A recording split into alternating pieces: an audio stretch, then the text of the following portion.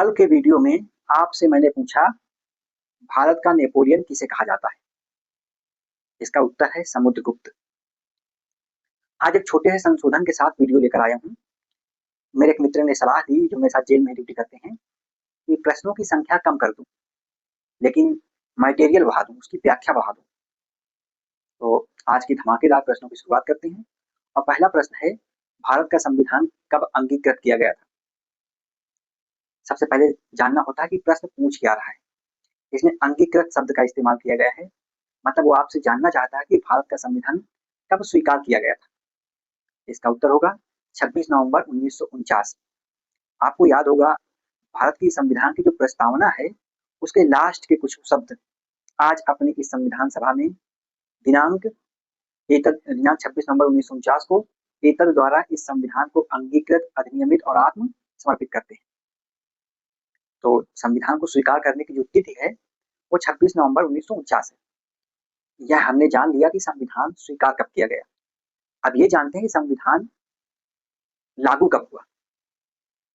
तो पूर्ण रूप से संविधान 26 जनवरी 1950 को लागू हुआ, लेकिन आंशिक रूप से 26 नवंबर 1949 को ही लागू हो गया था। अनुच्छेद 394 कहता है कि इसके कुछ अनुच्छेद 26 नवंबर 1949 से मान्य होंगे, जबकि शेष हिस्से 26 जनवरी 1950 से लागू होंगे। आइए जानते हैं वो कौन से अनुच्छेद थे जो 26 नवंबर 1949 से लागू हो गए थे। दोस्तों, संविधान का जो अनुच्छेद 394 है वो कहता है कि संविधान के कुछ अनुच्छेद 26 नवंबर 1949 से लागू होंगे, प्रभावी माने जाएंगे, जबकि कुछ अनुच्छेद हैं, शेष अनुच्छेद 26 जनवरी 1950 से प्रभावी होंगे।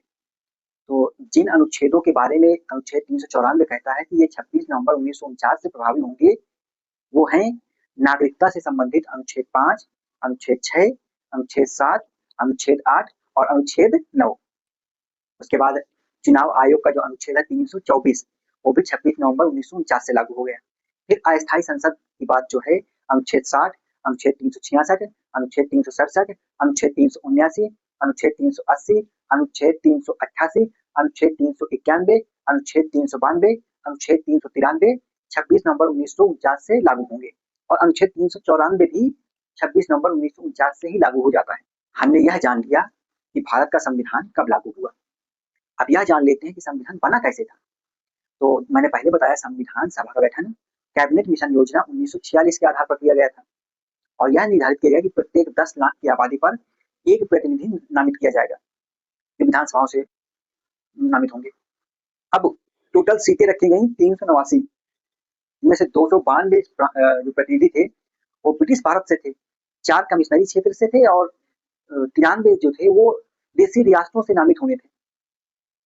और जब इस देश का विभाजन हुआ तो 389 से घटकर संख्या 299 रह गई। अंतिम रूप से संविधान को इन्हीं 299 लोगों ने बनाया। अब जो चुनाव हुए उसमें कांग्रेस को 208 सीटें मिली, मुस्लिम लीग को 73 मिली, और 15 सीटें अन्य छोटे दलों या निर्दलीयों को मिली। मुस्लिम लीग ने अपना जनाधा खो दिया वहां पर, तो इन्होंने संविधान सभा का बहिष्कार किया। इन्होंने अलग पाकिस्तान की मांग करनी शुरू की। 9 दिसंबर 1946 को संविधान सभा की पहली बैठक हुई, और इस बैठक में डॉक्टर सच्चिदानंद सिन्हा को अस्थायी अध्यक्ष बना दिया गया। इसमें मुस्लिम लीग शामिल नहीं हुई, क्योंकि वो इस बात से नाराज थे कि उसको उतनी सीटें नहीं मिल पाई चुनाव में जितनी मिलनी चाहिए। जो दूसरी बैठक हुई वो हुई 11 दिसंबर 1946 को, और इसमें मुस्लिम लीग ने हिस्सा लिया। इसी में डॉक्टर राजेंद्र प्रसाद को संविधान सभा का स्थायी अध्यक्ष बनाया गया। बेनेगल नरसिंह राव को संविधान सभा का संवैधानिक सलाहकार बनाया गया, और जो मुखर्जी थे, एचपी मुखर्जी जी, उनको उपाध्यक्ष बनाया गया। 13 दिसंबर 1946 को जवाहरलाल नेहरू ने संविधान सभा में उद्देश्य प्रस्ताव पेश किया कि हमारा संविधान कैसा बनेगा। इसे 22 जनवरी 1947 को स्वीकार कर लिया गया। जब संविधान बनकर तैयार हुआ तो 2 वर्ष 11 माह 18 दिन का समय लगा, और टोटल 97,963 रुपए खर्च हुए। फिलहाल भारत 26 जनवरी 1949 को संविधान को आंशिक रूप से लागू कर चुका था, और 26 जनवरी 1950 को पूरी तरह से लागू कर दिया। संविधान के निर्माण के लिए जो समितियां बनी थी, सबसे महत्वपूर्ण समिति थी बाबा साहब भीमराव अम्बेडकर की अध्यक्षता में प्रारूप समिति। दोस्तों, अगला प्रश्न है, बिरसा मुंडा का विद्रोह कहाँ हुआ था? इसका उत्तर होगा छोटा नागपुर की पहाड़ियों पर। यह झारखंड का हिस्सा था। अब इसके बारे में डिटेल से जानते हैं। सीधी सी बात है, मन में सवाल आएगा, ये विद्रोह कब हुआ था? उत्तर होगा 1899 और 1900 में। हालांकि ये 1895 से शुरू हो गया था, लेकिन इसके जो नेतृत्व करता थे बिरसा मुंडा, उनको जेल भेज दिया गया था। जब वो जेल से छूट के आए तो उन्होंने सीधे अंग्रेजों के विरुद्ध विद्रोह की घोषणा कर दी। अच्छा, ये क्यों हुआ था? इसके कई सारे कारण थे। जैसे कि पहला तो औपनिवेशिक सत्ता को उखाड़ा फेंकना था। दूसरा, जमींदारों साहूकारों के आतंक से मुक्ति पाना था। तीसरा, जल जंगल और जमीन को बचाना था। इस विद्रोह को उलगुलान विद्रोह भी कहते हैं और बिरसा मुंडा को भगवान बिरसा मुंडा कहा जाता है। इन्होंने मुंडा आंदोलन का नेतृत्व किया था। मुंडा विद्रोह था, ये था क्या? तो ये आदिवासी विद्रोह था। 9 जनवरी 1900 को बिरसा मुंडा की सेना और ब्रिटिश सेना में भयंकर युद्ध हुआ, जिसमें मुंडा लोग पराजित हो गए और इधर उधर भाग गए। 3 मार्च 1900 को जब ये चक्रधर के जंगल में सो रहे थे, तब बिरसा मुंडा को गिरफ्तार कर लिया गया और ये जेल भेज दिया गया। 9 जून 1900 को इनकी मृत्यु हो गई। मृत्यु का कारण सरकारी रिकॉर्ड में दर्ज है कि हैजा की वजह से मृत्यु हुई, लेकिन इतिहासकारों का मानना है कि बिरसा मुंडा को स्लो पॉइजन या धीमा जहर दिया गया था। खैर, स्थिति स्पष्ट नहीं है, इसलिए कुछ भी कहना विचारधाराओं पर निर्भर करता है। हम चलते हैं अगले प्रश्न की ओर। दोस्तों, प्रश्न है, शिवाजी की मृत्यु के बाद उत्तराधिकारी कौन था? उत्तर होगा संभाजी महाराज। संभाजी को छावा, शेर का बच्चा भी कहते हैं। छावा मूवी आई थी, हालांकि उसमें कुछ चीजें प्रोपेगेंडा दिखाई गई हैं, तो यह प्रश्न करंट का मुद्दा भी बन सकता है। अब आइए जानते हैं शिवाजी के बारे में। शिवाजी के जन्म के बारे में 2 मत हैं, एक सरकारी मत और एक इतिहासकारों का मत। महाराष्ट्र सरकार और आधुनिक इतिहासकारों का मानना है कि शिवाजी का जन्म 19 फरवरी 1630 को शिवनेरी दुर्ग में हुआ था, जबकि जो पुराने रिकॉर्ड्स हैं या जो पुराने इतिहासकार हैं जैसे जदुनाथ सरकार, उनका मानना है कि शिवाजी का जन्म 6 अप्रैल 1627 को हुआ था। हाँ, फिलहाल तो अभी मान्य महाराष्ट्र सरकार मान रही है और महाराष्ट्र सरकार 19 फरवरी को ही शिवाजी जयंती मनाती है। शिवाजी के पिताजी का नाम शाहजी भोसले, जबकि माता का नाम जीजाबाई था। शिवाजी का राज्याभिषेक जो हुआ था वो 1674 में काशी के पंडित गंगा भट्ट ने किया था। अच्छा, सूरत को शिवाजी ने 2 बार लूटा था, एक बार 1664 में और एक बार 1670 में। आपको बता दूं कि शिवाजी की मृत्यु 1680 में हो गई थी। दोस्तों, अगला प्रश्न है, रॉलेट एक्ट को कब पास किया गया था? इसका उत्तर है 18 मार्च 1919। अब जान लीजिए, 1917 में ब्रिटिश हुकूमत ने, एक जज थे सर सिडनी रॉलेट, उनकी अध्यक्षता में एक आयोग का गठन किया। इस कमेटी ने या आयोग ने अपनी रिपोर्ट 1918 में दी और उसी रिपोर्ट को रॉलेट एक्ट कहा गया। उसे 18 मार्च 1919 को पारित कर दिया गया। रॉलेट एक्ट का आधिकारिक नाम था अराजक एवं क्रांतिकारी अपराध अधिनियम 1919। इसे प्रावधान किया गया कि सरकार जब चाहे जिसे चाहे बिना किसी एफआईआर के, बिना किसी वारंट के 2 वर्ष तक के लिए गिरफ्तार कर सकती है।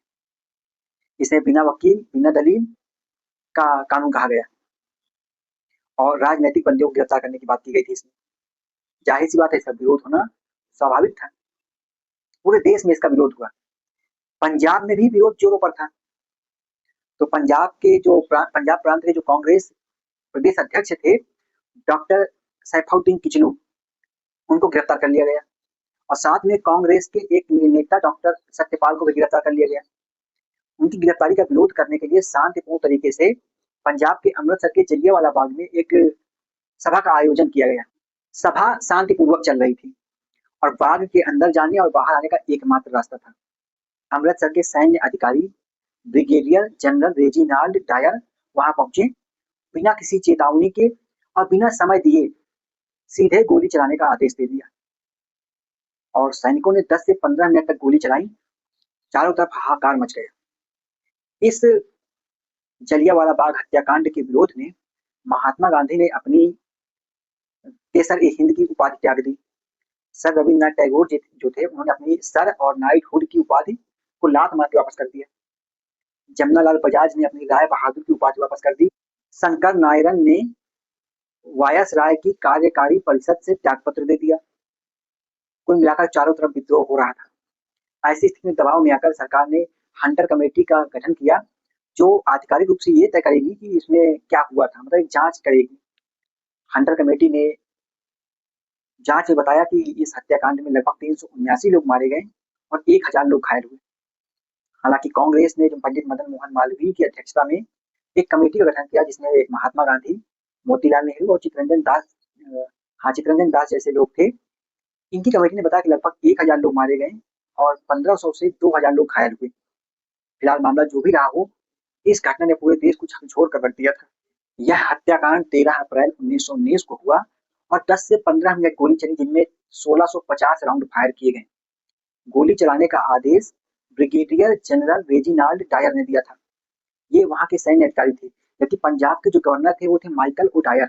याद रखिएगा, डायर नाम के 2 लोग थे, एक ब्रिगेडियर जनरल रेजिनाल्ड डायर, दूसरा Michael O'Dwyer. Michael O'Dwyer Punjab का गवर्नर था।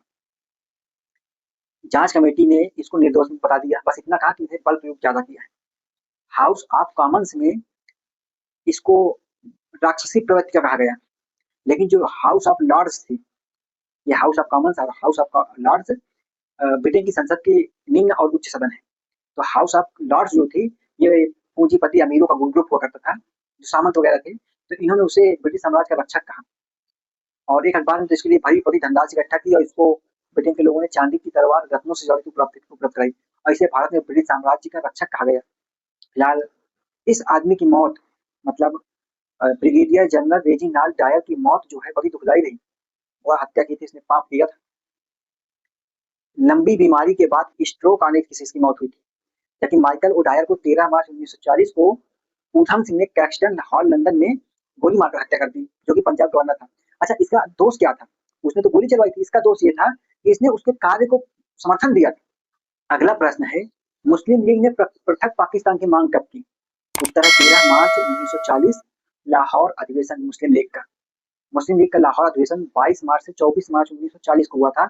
30 दिसंबर 1906 को ढाका, जो कि अब बंगाल में है, बांग्लादेश में है, में नवाब सलीमुल्लाह, नवाब आगा खां और नवाब मोहसिन उल हक ने मिलकर के मुस्लिम लीग का गठन किया था। इसके पहले अध्यक्ष नवाब आगा खां थे और कालांतर में यही मुस्लिम लीग भारत विभाजन का कारण बनी। मोहम्मद जिन्ना 1913 में मुस्लिम लीग से जुड़ा था। मुस्लिम लीग के गठन के कारण क्या थे? इसके 3 कारण थे। एक तो मुसलमानों के राजनैतिक अधिकारों को सुरक्षा प्रदान करना, दूसरा उनके हितों को बढ़ाना, और तीसरा था वो था ब्रिटिश हुकूमत के प्रति वफादारी करना। 23 मार्च 1940 को जो पृथक पाकिस्तान के मांग का प्रस्ताव पेश हुआ, उसे बंगाल के मुख्यमंत्री फजलुल ए हक ने पेश किया था। आज भी पाकिस्तान अपना स्थापना दिवस 23 मार्च को ही मनाता है। स्थापना दिवस बोले तो पाकिस्तान दिवस 23 मार्च को मनाया जाता है। अंततः मुस्लिम लीग के नफरत भरे बयानों, नफरत भरी राजनीति के चलते 14 अगस्त 1947 को पृथक पाकिस्तान का निर्माण कर दिया गया, जो कि भारत विभाजन का परिणाम था। पाकिस्तान के पहले प्रधानमंत्री लियाकत अली खान और पहले गवर्नर जनरल मोहम्मद अली जिन्ना थे। हालांकि मोहम्मद अली जिन्ना की 1948 में मृत्यु हो गई थी और इधर भारत में भी 1947 में महात्मा गांधी की मृत्यु हो गई थी। दोस्तों, आपके लिए प्रश्न है आज का, प्रथम आंग्ल मैसूर युद्ध के बाद कौन सी संधि हुई थी? और मेरे चैनल को सब्सक्राइब करना ना भूलें। जय हिंद, जय भारत।